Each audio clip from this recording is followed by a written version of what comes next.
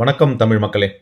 தாவேகா சார்பா வாக்காளர் பட்டியல் சிறப்பு தீவிர திருத்தத்தை எதிர்த்து கண்டன ஆர்ப்பாட்டம் நடத்தினாங்க. இந்த கண்டன ஆர்ப்பாட்டத்தை பத்தி எனக்கு சில கருத்துக்கள் இருக்கு. அதை உங்ககிட்ட சொல்றேன். ஆர்ப்பாட்டம் நடத்துனீங்க சரி. ஆனா அந்த ஆர்ப்பாட்டங்களின் போது கரூர் சம்பவத்துல இறந்து போன அப்பாவி பொதுமக்கள் 41 பேர் அவர்களுடைய ஆன்மா சாந்தி அடையறதுக்கு ஒரு தீர்மானம் நிறைவேற்றிருக்க கூடாதா? இல்ல ஒரு மௌன அஞ்சலி செலுத்தியிருக்க கூடாதா? நீங்க ஒரு கூட்டத்தை கூட்டியிருக்கிறீங்க. அதுல என்னெல்லாம் டிஸ்கஸ் பண்ணலாம்?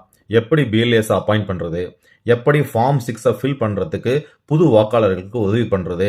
இந்த மாதிரி விஷயங்கள் எல்லாம் டிஸ்கஸ் பண்ணி உங்களுடைய தொண்டர்கள்கிட்டயும் நிர்வாகிகள்கிட்டயும் பொதுமக்களுக்கு எல்லாரும் சேர்ந்து உதவி செய்யுங்க அப்படின்னு சொல்லி பேசியிருக்கலாம். 2026 சட்டசபை தேர்தல்ல நான் தான் முதலமைச்சர் அப்படின்னு சொல்லிட்டு பேசிட்டு இருக்கிற நீங்க எஸ்ஐஆர் நடக்கும்போது பூத் லெவல் ஏஜென்ட்ஸை நியமிச்சு உங்களுடைய கட்சி தொண்டர்களுடைய ஓட்டை பாதுகாக்கணும்ன்ற ஒரு எண்ணம் கூட உங்களுக்கு இல்லையா? தலைவர் விஜய் அவர்கள் ஒரு வீடியோ வெளியிட்டுட்டாரு. மற்றும் நிர்வாகிகள் எல்லாம் அங்கங்க போராட்டத்தை நடத்திட்டாங்க, கூட்டத்தை கூட்டிட்டாங்க. அவ்வளவுதான்.